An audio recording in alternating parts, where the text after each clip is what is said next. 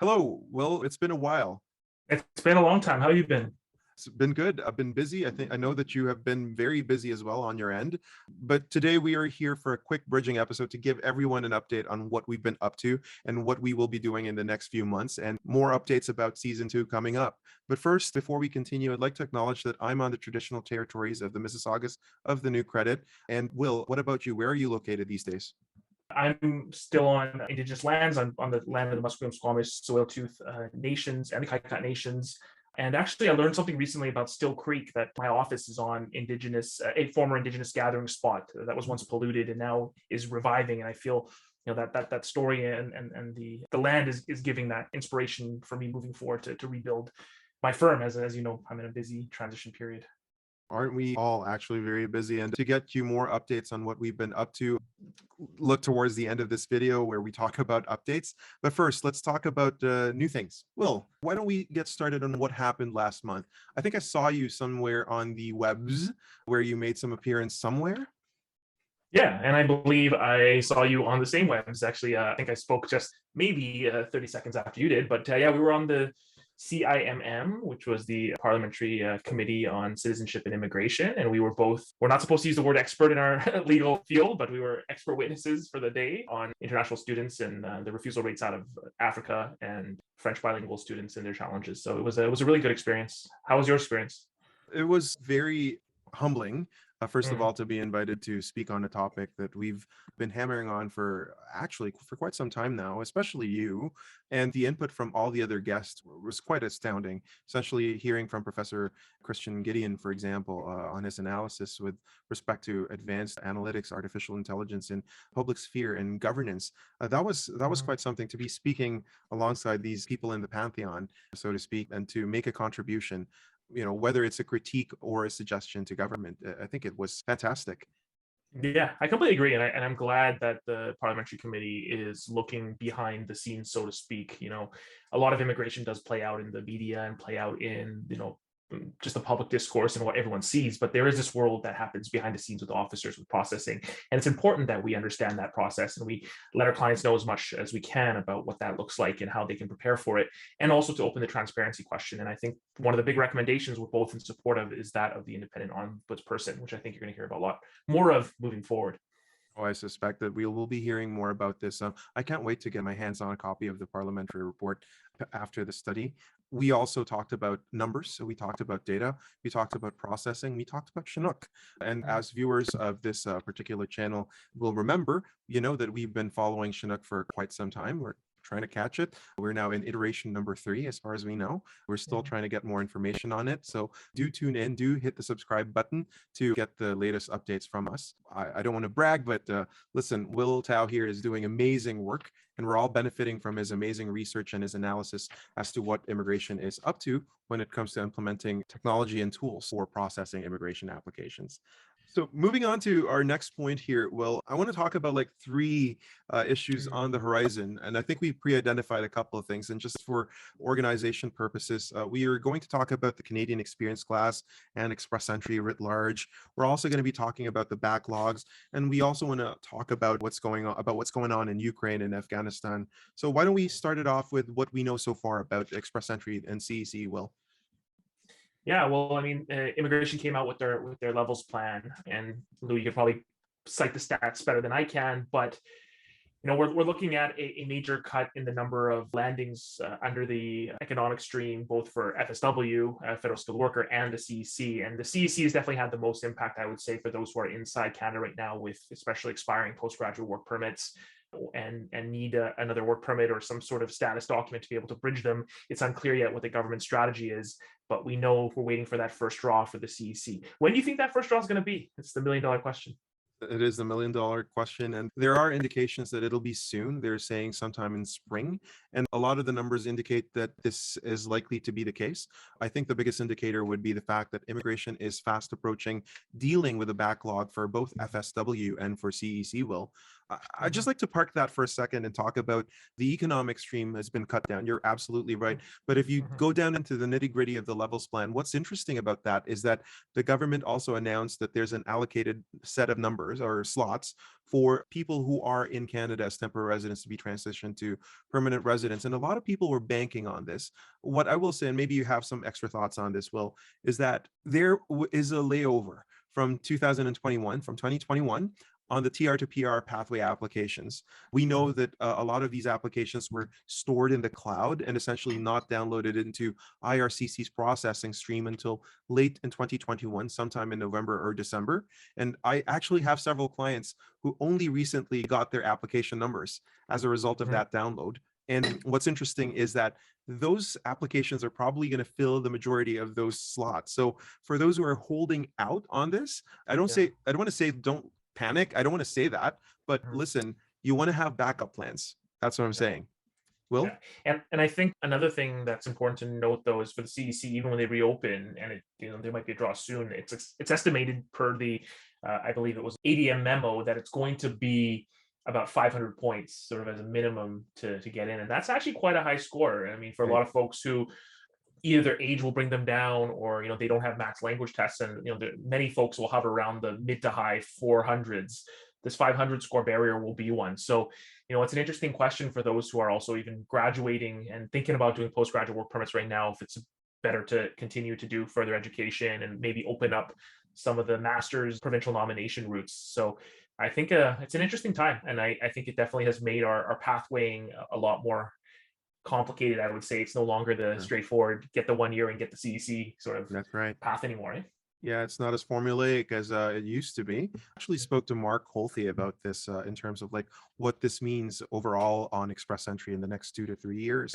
And what we discussed is that it's quite alarming. I want to say that there's continuing evolution in the arms race, so to speak, to get those coveted points. Because you're right, according to the ADM memo, it's going to look like cutoffs of 500s will be the norm for some time. And Mark was actually hinting that a lot of people are now taking up French to take advantage of those bilingualism points.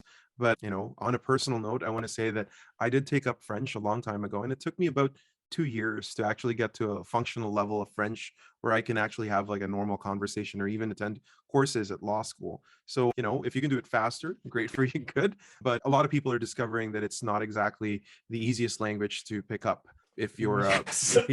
so, You're speaking to one here who, anyways, if you want to go but watch the CIMM attempt of myself speaking French, you can go click on that it's link. a But work yes, in I completely agree. progress. I think you did a It's a work in fantastic progress. job. I think it's great that you're taking the initiative. But before we hop on to the next topic, Yeah. we'll want to talk about backlogs and Ukraine, Mhm. Afghanistan, because I think they're all interlinked. Let Sure. me start off with Afghanistan. And we know that, let's say, follow-ups were very difficult in or around the end of summer of 2021 when the Afghanistan crisis erupted, because a lot of resources were rededicated to hotlines for Afghans at the time, which caused a Mhm. lot of strain in Mhm. other lines of processing. But at the same Mhm. time, we also understand that Canada has a responsibility as an international player, as a middle power, to actually accommodate all of these, especially those who help Canadian forces who are in Mhm. Afghanistan. Thoughts on processing delays with respect to Afghanistan and then Ukraine? Yeah, I mean, I think especially for Afghanistan, and something that recent days have even shown even more. There's so many folks still awaiting the process, especially because of the way the refugee stream continues to be delayed and the vetting continues to happen. I think you've done several interviews on this topic, and I have done a couple as well. And I think we're both in agreement that Canada can do more on the Afghan front and can open up streams, especially to help reunite families. I think that was one of the things that I found, in addition to, of course, helping those who helped Canada. But there's so many Afghans here with family members who want safety and who would benefit from expanded PR pathways. I think we should do something more in that area. And transitioning that to Ukraine, I'm proud of Canada's efforts, and I'm also I'm going to take a positive approach on this. I hope it's a model for the future. I hope it's a model for our ability to step in on a more urgent basis to create band-aids when we need band-aids for international war and humanitarian crisis. Your thoughts on this? Well, I agree. I think rather than dwelling on the inequities, I mean, it does open up questions about equity or equitable access to Canada when it comes to these crises that are happening a bit more often, unfortunately. One thing I would say is that we now have a good precedent to actually use to tell the government that, listen, you did it for Ukraine. There's no reason why you can't do it for nationals of so and so country, for example, if, knock on wood, something else would happen, right? Okay, I want to shift gears a little bit here, Will. I want to talk about season two. We did promise that we will be coming back with a season two and with a new host, Zainab, who I'm very excited to be joining us. And keep in mind, again, folks, this is not season two yet. This is a bridging episode. We're just here for proof of life. We want to make sure that we're putting content out there, and we will be putting content that's not season two until we launch season two. We do have a month for season two, right? Yeah. We've agreed on August. Yes, we've agreed on August. We're very excited. I think life just kind of hit us in Q1 of this year. Both of us weren't expecting the sort of invite to speak at the CIMM, which took several weeks, and then we've both received sort of a lot of interview requests and media and stuff like that. I know LJ, you did 17 interviews today. Just incredible. I can't imagine it. You were on the, what's called, is the word now syndicated that you learned, or what's syndication? Apparently, syndication. I've learned a very tough lesson today. I thought it was going to be one interview and it was going to be recorded and it was going to be played across different stations, like 17 stations. It turns out that they were 17 separate interviews with 17 different people in the span of 4 hours. So, wow. Yeah, that's incredible. I've never done that before. But a lot of the presentations and talks we've been doing around Chinook, around some of the work that we've been doing over the last little bit, we've sort of had to go to different spaces and do. We definitely miss this creative space. We miss all of you as our viewers. So, what we decided to do is we're going to put a lot of small teasers, little update videos until we get our formal guests and all three of us back for August. So we are going to actually meet up in person. This is going to be so exciting because I haven't seen Lou since Winnipeg. Jolly Bees in Winnipeg, Manitoba. So that, how many years ago was that? That's already, we're talking one pandemic ago. One pandemic ago plus a little bit. So you know what? I'm going to be flying into Toronto. I'm actually on my way to Europe for a little bit of a family getaway for a little too long possibly, but we're going to be in Toronto. We're going to apparently get some good boba. We're going to have some good food, and we're going to talk a little bit of immigration, and hopefully you'll see a different side of us as we meet in person, and it'll be a different kind of vlog. But right. We're really excited to share that with you because we think the human element is what brings us to this podcast. Absolutely. Space. Yeah. So I would say watch out in the next 2 to 3 months. We will be dropping shorts and very short episodes as well. Topical, of course, you'll be seeing videos individually or as a group. It could be a combination of me or Will, or it could be me or Zainab. It could be Zainab, just Will, for example. It'll depend. And it may or may not be immigration related, but kind of like allied to it, I suppose, just to keep everyone up to date with what we're up to. Another thing I also want to discuss is in season 2, our episodes will be tighter. You're probably already used to our long form episodes of approximately 40 minutes to an hour, but we will strive to essentially provide content to our viewers that will still be useful. We'll still remain, loyal to what we are providing you. But at the same time, we'll try to be brief. We'll try to keep our episodes shorter to kind of like match your morning commute or basically your drive when you're going back from work or whatnot. I don't think anyone commutes for more than an hour these days. And as we go back to, our normal routines, once the restrictions ease up, hopefully we'll be in your your devices, and basically we'll get to share our thoughts with you. And we'd also like to hear from you, right, Will? You were saying something about getting ideas on who you want to hear and see. Absolutely. I think that's the great thing about our platform. We want our agenda driven by you, the viewers. What are you going through? What are the stresses? What are the stories that you want us to talk about? Please let us know in the comments on Twitter, guests you think we should have on the show that you want us to interview.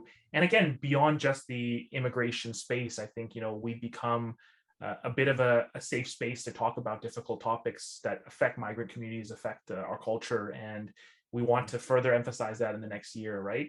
We recognize sometimes we go on these dorky rants about, Chinook and different, processing and judicial reviews, but for many of you, the things might be much simpler in a discussion we want to have. So let's have them. Please let us know, and we look so much forward to seeing you in August when the fall comes, the end of summer. We're going to bring that energy for sure. Tag us on Twitter, and we're looking forward to hearing suggestions from you. If you want to appear, for example, if you have an interesting story, pitch it to us, DM us on Twitter, or send us an email, and we'll be happy to talk about possibilities. And I'd like to end today's bridging episode, as I'd like to call it.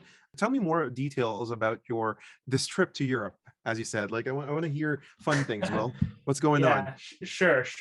So I'm I'm very cognizant right now that traveling is a huge privilege. I'm also very cognizant that I have a bunch of unfortunately unrefundable flight credits and hotels from canceled weddings from years past. So you know what, we decided as a family right before my spouse goes back to work from her mat leave and my baby starts daycare that we're going to go see the world a bit. You know, we didn't have a very fulsome wedding and a very fulsome, you know, honeymoon. I think I took her to Niagara Falls. Immigration joke there if you get one. But you know, I think we're excited to go to Europe. I think we're both going to Portugal actually in the next little bit. I've heard amazing things about Lisbon. I'm looking forward to just a new worldview. And every travel that I go on, I feel like I leave with a better sense of what the world has to offer and what I have hopefully to give back. So I'm looking forward to that process. You know who else is in Lisbon right now? Actually, right now as we record this episode, Betsy Kane. Oh wow, yes, I heard Betsy was going. So shout out to Betsy, an amazing Shout mentor of out to ours, Betsy. doing great work with the SELA. And how about you? Like, what's the next little bit looking like for you? What are some of the big life goals and accomplishments on your plate that you can share? Of course, that you can share because there's stuff you can't share. Yeah. Well, for one, I am having a big family reunion coming up in June. A big chunk of the family from the US and from the Philippines are coming to visit.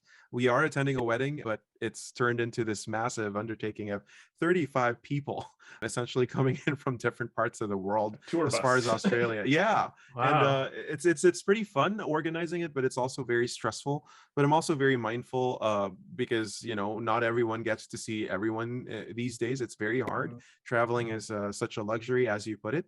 So yeah, that's happening. I'm also going to Europe, as you mentioned, just for a quick trip. I think it was one of those nights when I was about to go to bed and I was just doing one final check on my email. And I saw that there was this crazy deal on, I think it was some travel blog out of Toronto. And they said that there's this $300 Canadian ticket from Toronto to Lisbon. And I saw it. I thought it was a joke. And I tried to look at it. It was Lufthansa of all airlines. And I just like said, oh, I should probably do that because I do have some flight credits as well, just like you. So yeah, I am going just for a quick week getaway, essentially for the spring, and you know, just like try to recharge. As you said, we both had a very rough Q1, you know, with Sim and all the other files that are moving along. And yeah, I'm looking forward to recharge and just have some diverse perspective. Essentially, I always feel like whenever I come back from a trip that I take something back with me in terms of memories and experience, and it makes my Mhm. practice and myself personally richer in so many Yeah, levels. absolutely. But I mean, at the same time, you know, it comes with a bit of the guilt. I'm dealing with clients who want to fly back to their countries of Of origin. They're course. waiting their PR cards, they're waiting their documents, and yeah, it's one of those things where you know you don't really appreciate it until it's too late. But you know what? Ending on a positive note, I think both of us are heading into a really important phase of our careers, our work, and our commitment to this craft. And you know, we're excited to have you along, and we thank you for all your support of the Yes, podcast and of us individually. Like we wouldn't be here without you. So thank you absolutely. for sure. Thank you. On that note, we wish you the best of the spring that you can get. Stay safe out there, and we will see you in the next few episodes. Cheers. Take Take it care. easy.